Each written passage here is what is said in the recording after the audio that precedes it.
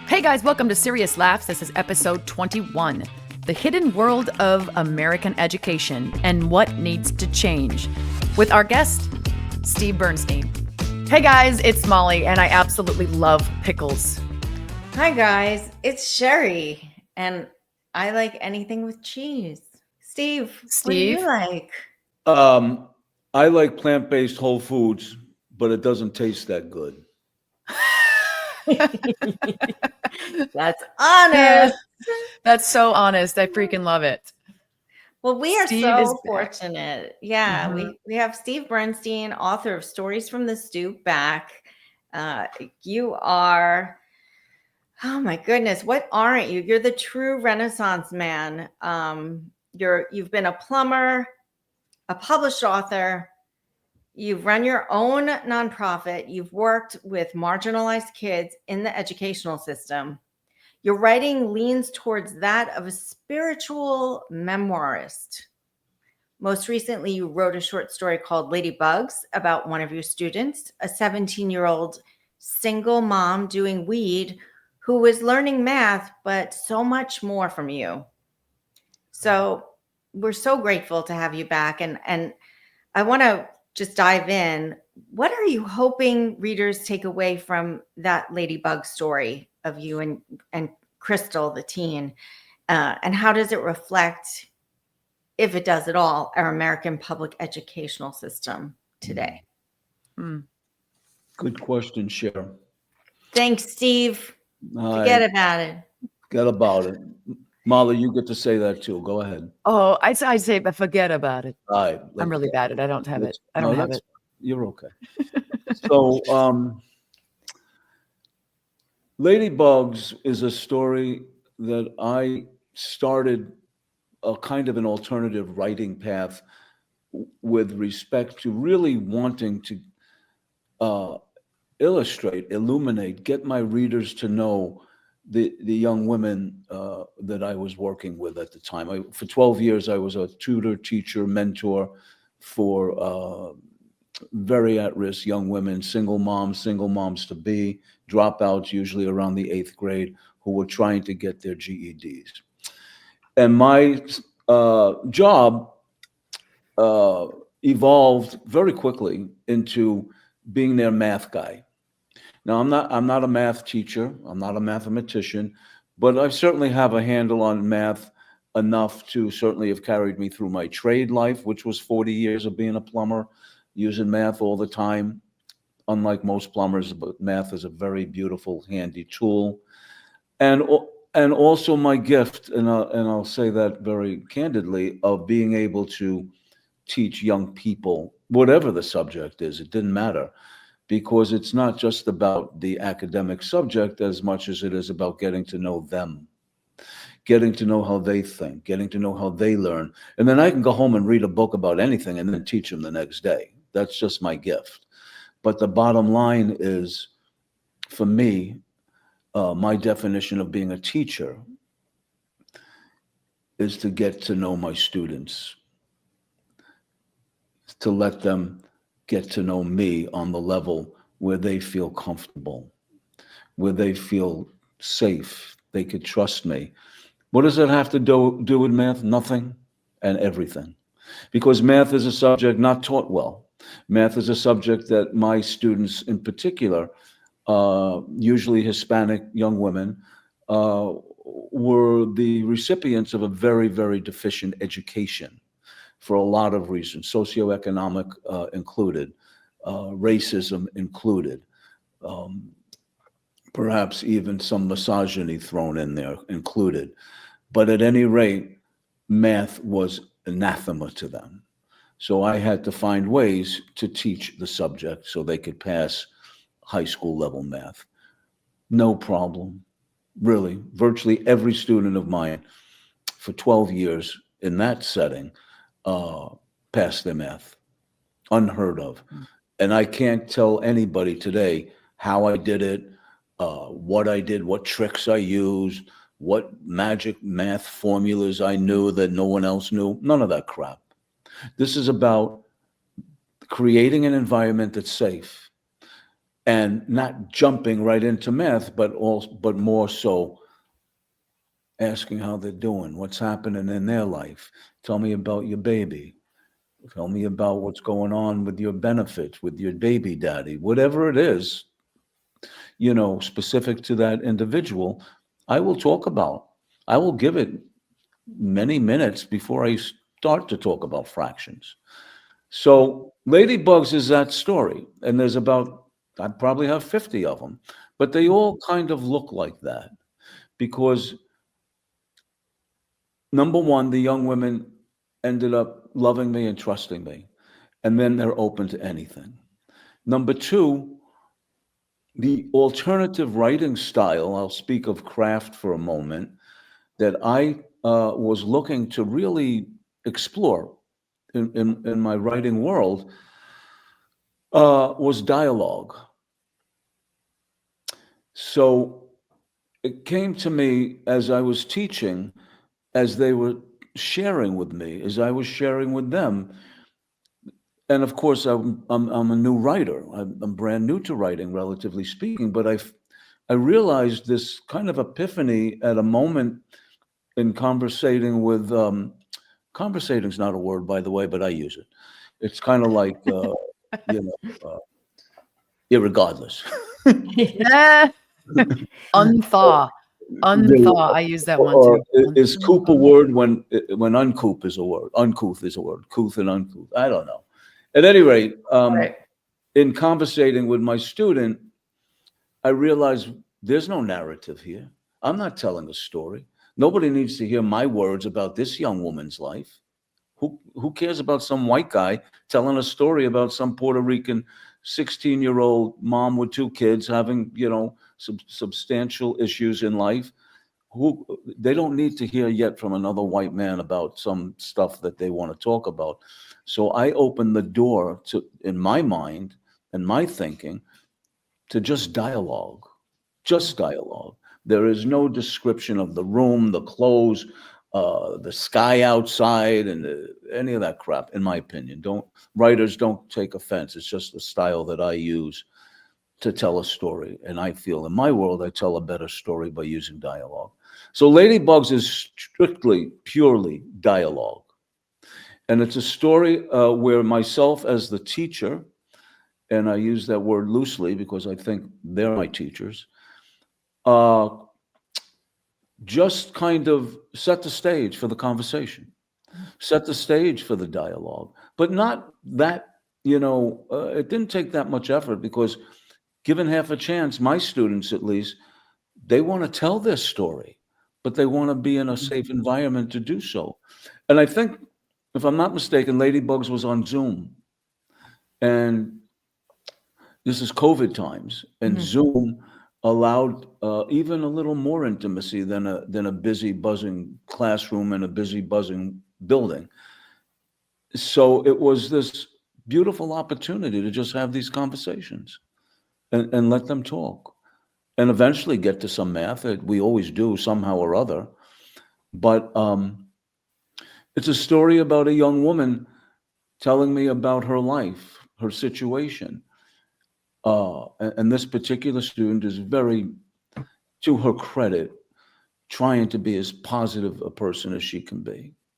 And in that regard, after talking about some trials and tribulations and things she's going through, came the ladybugs. And what are the ladybugs? The ladybugs are her way of looking at the world, looking at her life, upbeat, positive, because her grandmother, told her uh, in stories, in storytelling, the symbolism of ladybugs is hope.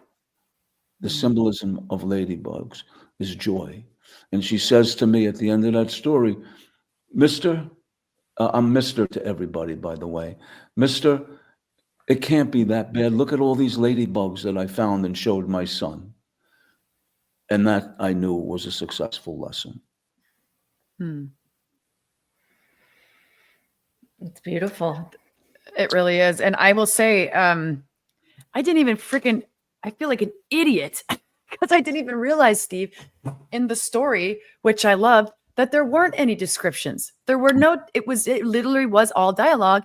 And now that I think about it, you talk about the fact that this actually was probably over Zoom, if you recall, that my brain had went on a wild ride with my imagination just listening to the dialogue. It was in a completely different setting. And I just imagined these people and who the Mister was and Crystal, and what a ding dong. But what a really cool way to Whoa, No, meet. whoa, no, whoa, Molly, whoa, no, whoa. Molly. My point, my Molly, you're not a purpose ding is dong. my purpose is Well, to convey to a reader exactly what you said. You were mm, enmeshed and immersed in the story, didn't even realize it. But the yeah, power of dialogue and dialogue only told you a whole story, if not more. And that's my it goal. that was really, really cool. Neat. I think so. Yeah. I loved it. Yeah. There's a quote I took from it. Mister, every day Carlos comes over after I get home from school and he brings blunts. Not only that, my stepdad is high all the time, smoking all day long. My mom used to do coke, so she thinks weed is no problem. Mm. You laser focused through your dialogue so powerfully the socioeconomic dynamics, the Right. cycle of what we as children accept. Yeah. Crystal still has hope through her grandmother's story of ladybugs, and her reference point is a mom who used to do coke. So weed's not so bad. You're 17. Mhm. You're a mom. So think about that. There's two aspects to that. Number one is these were Zoom. And number two, I couldn't wait to get off Zoom and write down verbatim as much as I remember, because I wasn't recording anything, these conversations. Mm. The other thing is narrative by an author, I'll speak for myself, supplies, whether intended or not, judgment. You're automatically telling your reader your judgments. The Mm. last thing in the world that I will ever do and ever want to do is judge my students. So you will never hear anything but just the facts. That's what she said. That tells her story. That tells her story. That's all I want to do. As a matter of fact, and I spoke to Sheri some about this before. This story and stories like this, I think are so perfect for a stage performance, a very simple two-person stage performance with, particular um, attention to lighting, but a dynamic of Zoom, maybe a partition or a curtain or something. But just think about the power of dialogue only to an audience where I don't think I would tell them up front it's dialogue only. Mm. But like Molly, maybe go home and think about it and understand it's more than style. It's not my style per se. I just write whatever I want to write. But this is about what's the best way to tell her story and people like her.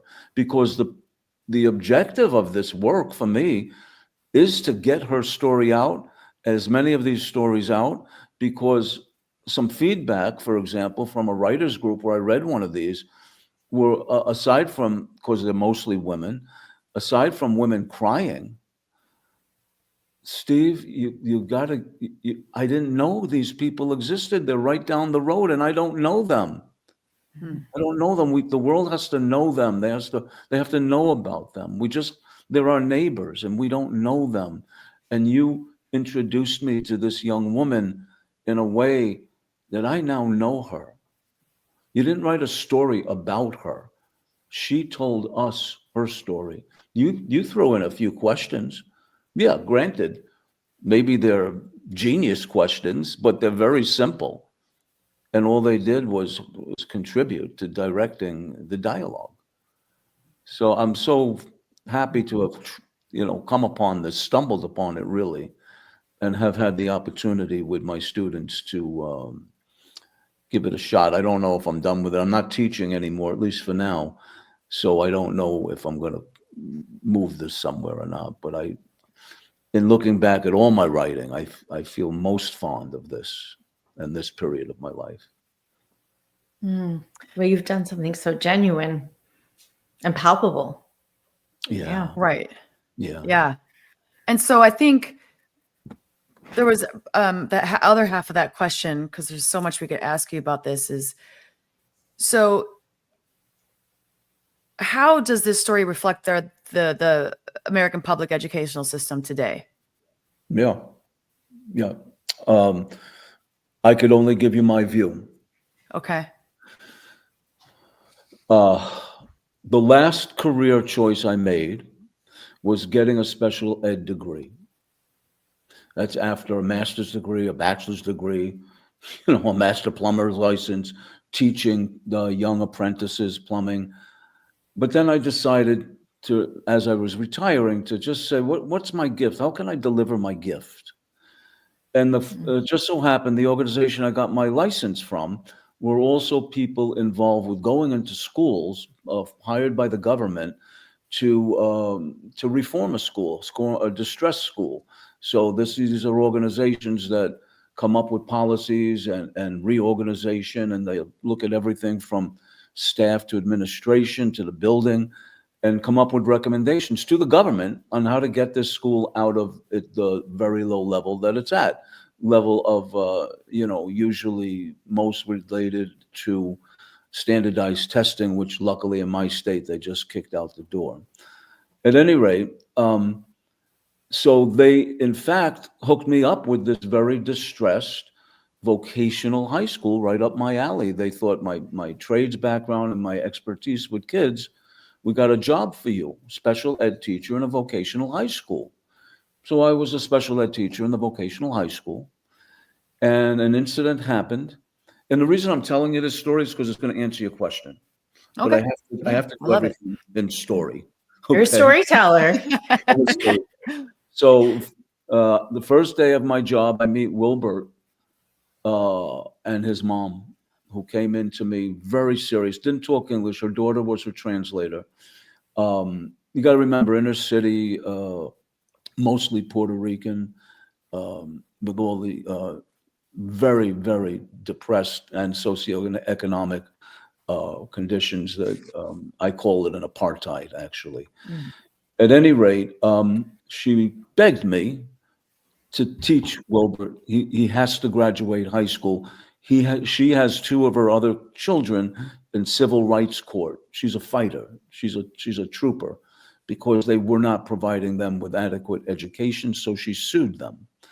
And she said, I don't want to do this anymore. It's too hard. It's going on for years. But can you help Wilbert, please? And I met Wilbert, sweetest kid in the world. He's 17 and full of himself. English a little spotty, but who cares? My Spanglish filled in the gaps. And I said, sure, absolutely. If Wilbur wants to work, we're going to work. 10 months, meeting after school twice a week, studying for those stupid tests. Spanish, English, whatever it took. Math was very hard for him. He probably came into it with me at about fourth grade. He left with passing every single test in order to graduate. It was a high stakes test. It's what it was for 20 something years. And his mother knew this is going to be his reason for not graduating. But he wanted to go to work in his father's electrical business, and she wanted him to be a success. And I jumped all over that. And come April, they provided all the tests, and they thought I was a fool, but they gave them to me anyway. He passed every single one. I don't know the scores, but he passed them. And I proctored them. They asked me to proctor them. So May comes around, mid-May, and I'm teaching this kid, Johan, very, very low level education, second, third grade, maybe. He's in the machine shop, where they learn machinist skills. He couldn't count. And the teachers said we like him, but we can't have him near the machines. It's a safety issue. So he'd be in the back of the room every time I walked in with his head down on the table, on the desk. And I'd go up with him and hang out with him. And I said, come on. First week or two, I said, come on. I went up to the teacher. I said, give me a can full of nuts and bolts and washers.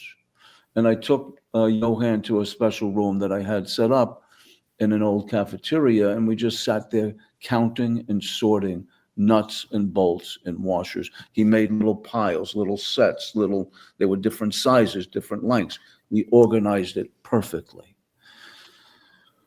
Couldn't get him to work without any Doritos. I'll be honest about that. But That's my kind of kid. Yeah, my kind of kid too. I don't eat that crap, but Yeah. I brought him a bag each time. And that lasted just about a whole year. And they were letting him back in the shop slowly. And this is one story of maybe dozens. So we're sitting down and the loudspeaker goes off, the intercom, and he jumps because it was very loud, and it was the principal. Mr. Bernstein, you got to get down to my office right away.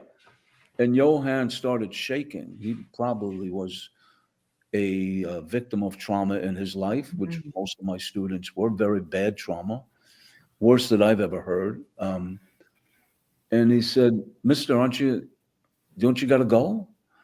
I said, no, we're doing our lesson, Johan. Let's finish this up. He said, yeah, but he sounded pretty mad. I said, he'll get over it. Let's just finish up. Bell rang, went down to the principal's office. The secretary looked kind of sheepish, and she pointed to the conference room, and there was this gigantic mahogany 20-foot table in the room filled with people around it. And people that I knew, but most I didn't. They were district, they were state, and they were school board, and a few teachers, and the principal at the head of the table. And I walked in and, it was myself. I said hello to everybody. I'm not a typical one-year teacher. I was 60 years old, coming from a big life. So it wasn't like I had any, fear of people. So I said, hey, nice to see you. And I shook a few hands. I said, I don't know you. My name is Steve. And they said, oh, we know you.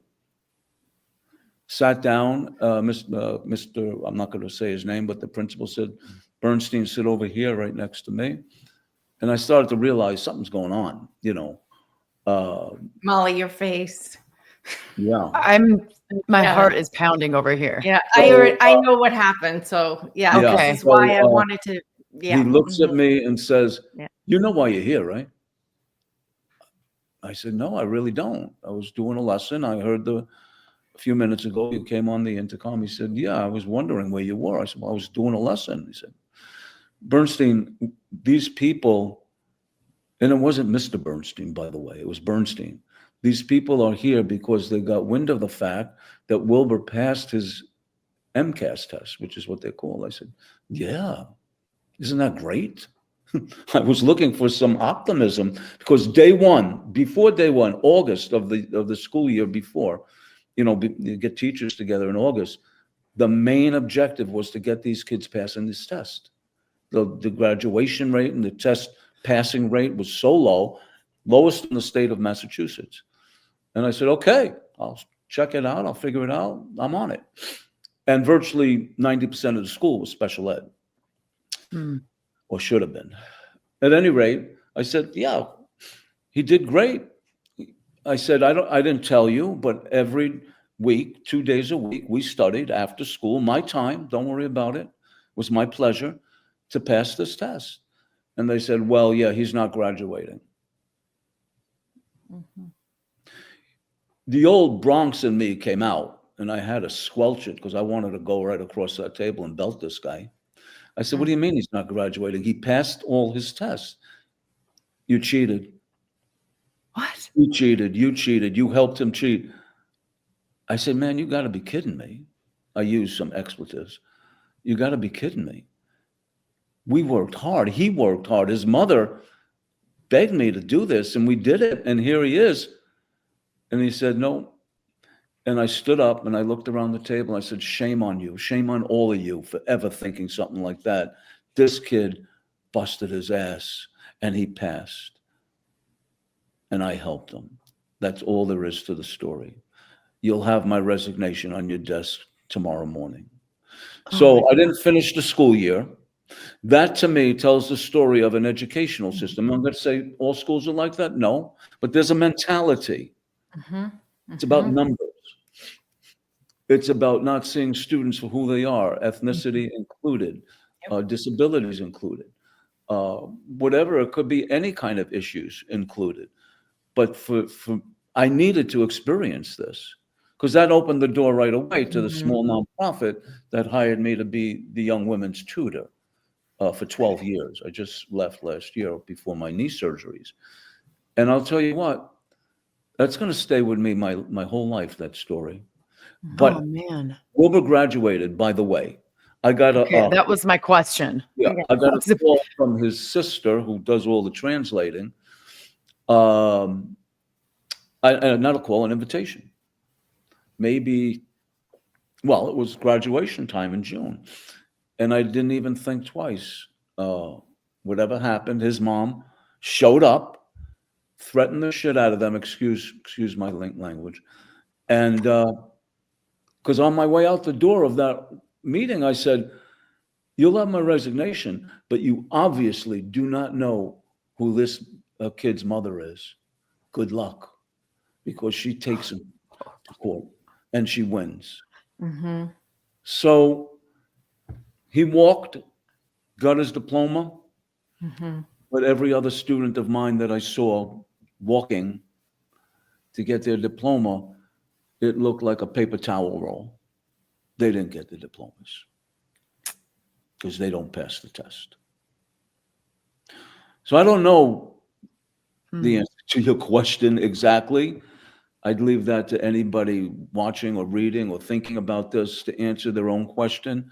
Maybe that's just my experience, but I've seen it time and time again because I've always worked with at-risk kids, challenged kids, very wonderful, bright kids, but just don't conform to the system because you have to conform to the system to succeed in it.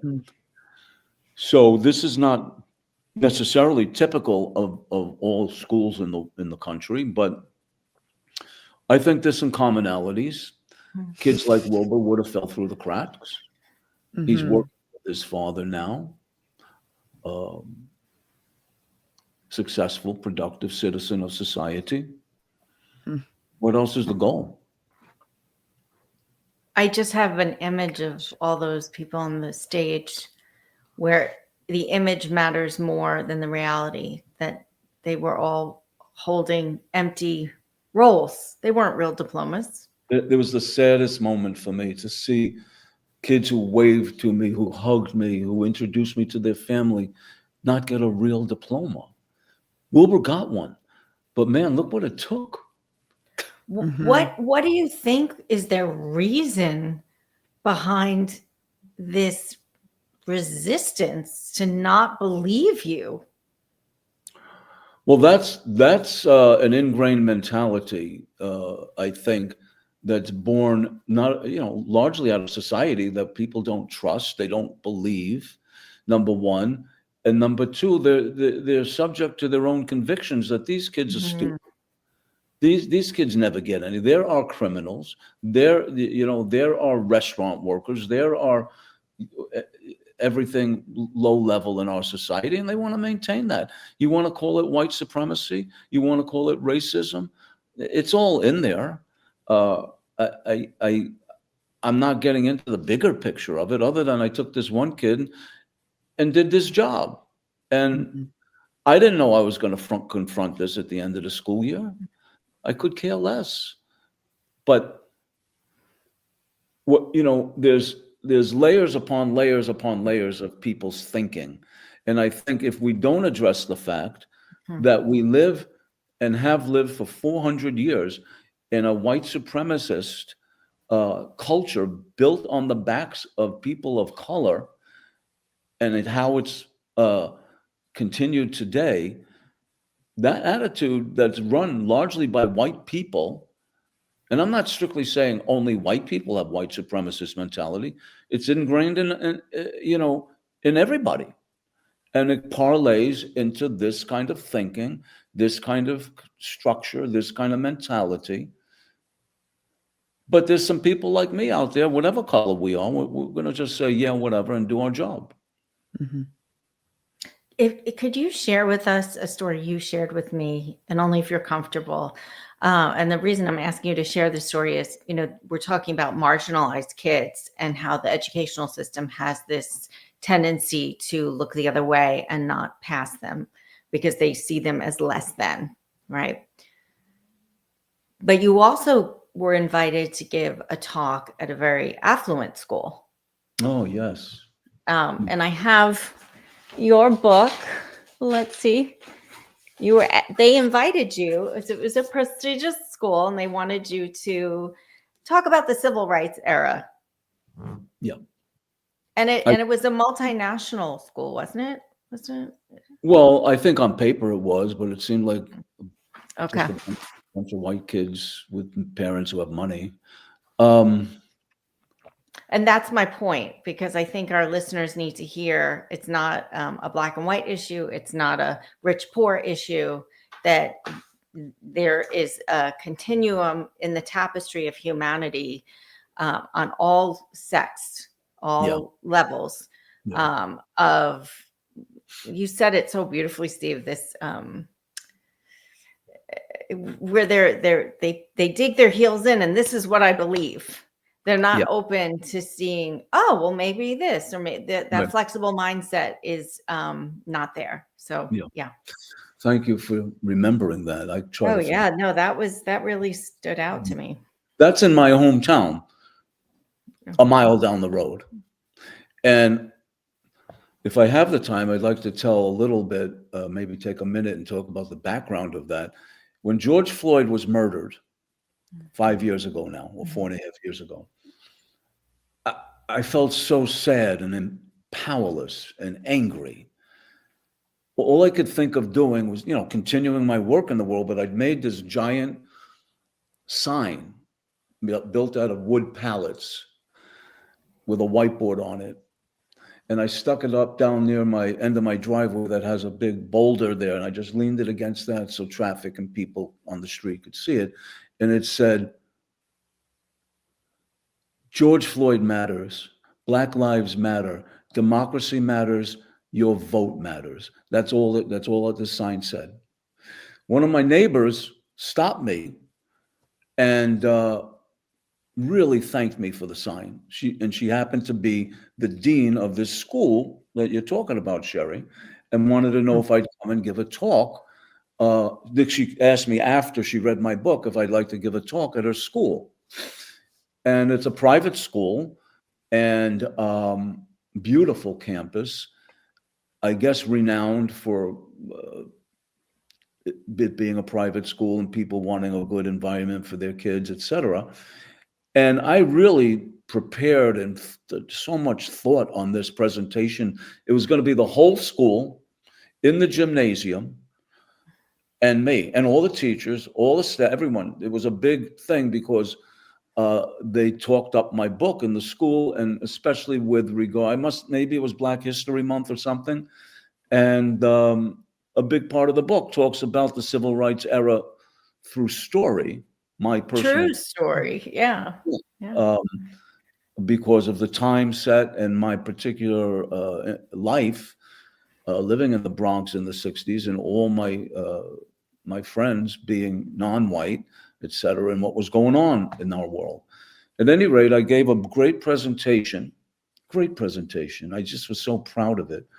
Very animated, told a story. One kid raised his hand and said that he read about, I guess in my book, this time that I went down south to see my friend who moved back home from the Bronx, and the wanted to talk about the incident on the basketball court, where a group of white guys came into the court. This is in Delaware, south of the Mason-Dixon line, 1968, 7, 9, I don't remember. Anyway, the kids took over the court. And I watched my friend, who I idolized, who would take no shit from nobody back in the Bronx, kowtow to these white kids, kowtow. And it was his cousins with us. So we had a basketball team playing on our own before they came in. And they were shirking. They turned coy and shy. And I used the N-word in my book and in the story because it's true. And I actually prefaced the whole thing to the school that, I use the N-word in the story. So, don't worry about it, kind of. And well, it was a direct quote from the people in the story. Direct quote. Mhm. Direct quote. From the story, from my book. And something like, you niggers are going to play with us. And he looks at me and says, what the fuck are you, white boy, doing in this crowd? That was it. And I told that to the kids in the school. And I was invited back to do more and more with this school prior to this presentation because they wanted more from me. And it was very successful. Dozens of kids and teachers came up to me after and thanked me and signed up for a free book I was giving. And just, it felt so warm and welcoming, and that I really impacted. The whole thing was maybe an hour and a half. So this one little line that I said was 10 seconds of my whole presentation.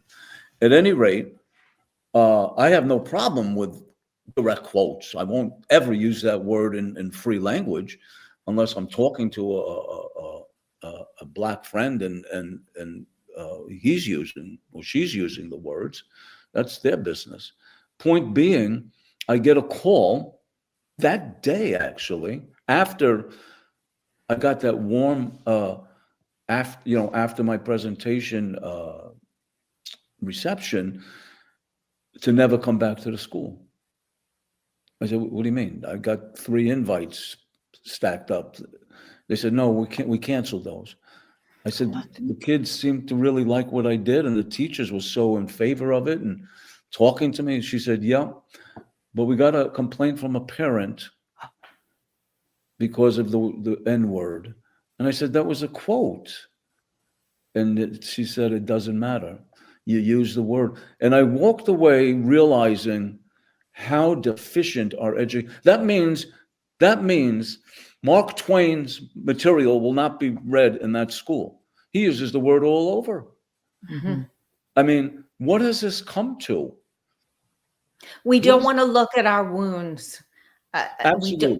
Our historical wounds, we as humans, I don't care what your race, your gender, your ethnicity is, we don't want to look at the underbelly of the past. And as long as we're not willing to look under, it's going to get worse and worse.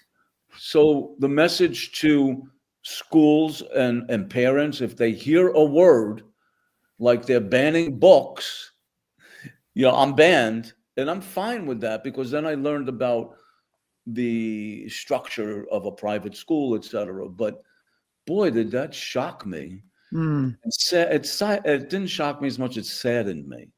Yeah, it's really disappointing. This is a word, and it's a very, very appropriate word for the story.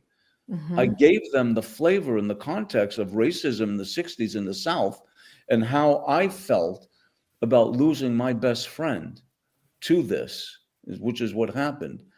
They missed the whole point. The whole point. Because one kid went home and told their mommy, this man used the N-word. So being powerful on the board or whatever, or as a parent in general, they're going to kick somebody like me out, which I don't mind. I just feel, what a loss. People like me talking truth to power. What a loss. So I was sad for quite a while over that and shaken, because I saw the extent in a way that I didn't quite wrap my head around. I understand racism. I understand white supremacy, but how its tentacles got into this, where it's going to eventually ban truth. But isn't that, I have a question for both of you. Isn't that this banning of truth? Isn't that the same issue in the public school with the marginalized kids? Well, yes, because otherwise they'd have to look at it, wouldn't they? Otherwise, they'd Mhm. have to really figure out ways to teach these kids that this system isn't teaching in a Mhm. real way, which is Mhm. an undertaking that will never happen and can never happen because the teachers aren't taught in a real way. Yep. They're products of this. The Mhm. administration, the government, it's all products of this thinking. Who wants to challenge and undertake changing that? One Mm. guy like me here and there, maybe, but so we have to do it one kid at a time. And you're seeing that reflected in our educational system, Yes. more and more. I remember before I had kids, Molly, I don't know if this speaks to you and your kids, like the idea, I remember in my 20s of hearing people homeschooling, I thought that was crazy. And Yeah. now I'm like, yeah, that actually makes a lot of sense. Yeah. Mhm. Yeah, to me, sadly, but you're right, because there's a whole social piece not being. Exact not being met there. Generally speaking. I have a question here. Let's see. All right. So you've worked all these years with teens and tweens in education, particularly those who are struggling academically, psychologically, or both. What insights could you share about what our kids need now more than ever? What's missing? What needs to change? I'm a simple guy. I really am. And I think so many barriers could be broken down if, and this is no offense to anybody. I just happen to be coming from a certain place in my life, a particular place. And one of those places educationally, I was always a good student. That was no problem. I had my bad times in junior high school where I hooked up with wrong kids doing the wrong thing, but academics was never a problem. But what was my lifesaver, because I wasn't your typical white kid who was decent in academics and other things in life. I wasn't going to college. There was no such thing as college in my vocabulary. No way. I did one half of one term in City College of New York, which at the time, and maybe still is, one of the best schools in the country, free school to New York City kids, where I happened to meet my girlfriend and we got married. So there was good parts to that. Um, if you ask her, maybe not so, but it's okay. But I had the trades. I had the trades. And I'm not just talking about a kid going to a vocational school. I'm talking about places in the world where it's mandatory for young people to learn how to work, Yeah. learn how to make something, build something, create something of use to society, hone their academic and vocational skills that would support and enhance each other. If we lost that when I was growing up, college was for everybody. That's what the new mantra was. And I'm saying to myself, it ain't for me. I can't Mhm. see myself sitting in another classroom for another 4 years. For what? I knew the score. And I already had trades under my belt. I was working in them since I was 14 years old. So my answer to part of that question is more of an understanding that college per se isn't for everybody, number one. And number two, uh, let's build back our vocational force, which was second to no one in the world. Let's build it back and get away from this myth. And look at what you pay for college. Get away from this myth, because when you're a tradesperson, you earn as you learn. It's called an Mhm. apprenticeship. So I espoused that and taught that wherever I was, especially in the nonprofit I founded. So part of the answer to the question is more especially in this time where we have to turn everything green. You know how much trade involvement there is? All of it. Let's Mm. get it out there. Biden was on the right track. Second part of the question is, if I was talking to parents, it would be to really help white kids in particular know history, the real history.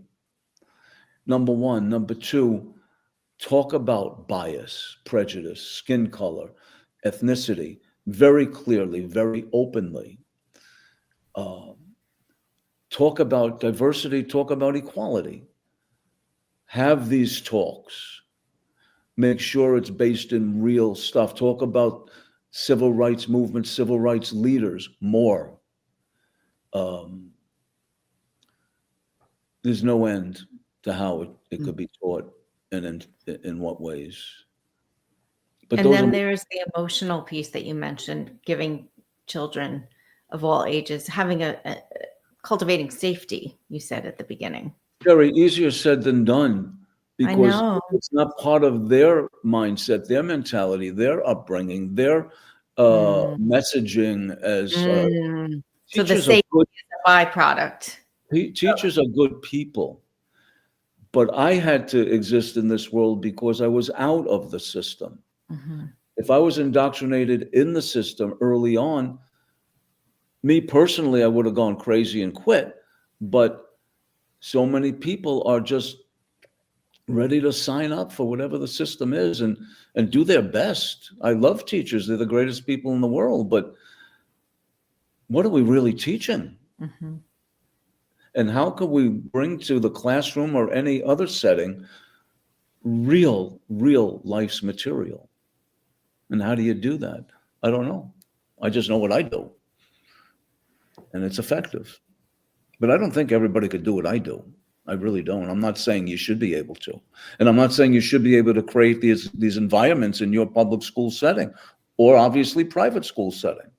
I think it takes unique, special people to understand this, to be receptive to this, and to go out and practice it to the best of their ability. You know what I would love to see? You creating more Ladybug stories for us and going into schools with actors performing it. I love it. Cool. I love it. I think Ladybug stories are really, as a writer, the love of my life because I have and I'm a good storyteller. I know that, but I have never been able to tell a story. Molly experienced it with dialogue only. I have a bunch of them. Going to schools, and let's work on that. Okay.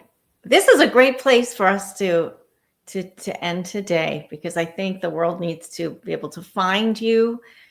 Yeah. They can find you at stevebernstein.com. Is that right? www.stevebernsteinauthor. Author. Oh my God. Don't forget about it. .com. Hey guys, that's a wrap. Remember, when everything's going wrong, it just means you're crafting a great story. Stay tuned for more episodes where we turn life's lemons into laughable tales. Please don't forget to like and subscribe and keep finding the best and the worst because life's too ridiculous not to laugh at it.